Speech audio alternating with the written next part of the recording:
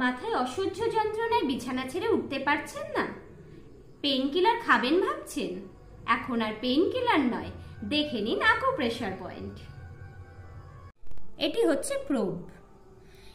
এবার আমরা এই থাম ফিঙ্গারের ঠিক মাথার ওপরটাতে এইখানে আমরা চেক করব আমাদের ঠিক কোন জায়গায় আমরা ব্যথাটা ফিল করছি, কোন জায়গায় প্রেশার করলে আমরা ব্যথাটাকে খুব তীব্র একটা ব্যথা অনুভব করছি, সেই জায়গাটাতে আপনাদের এভাবে এভাবে প্রেস করতে হবে বারে বারে।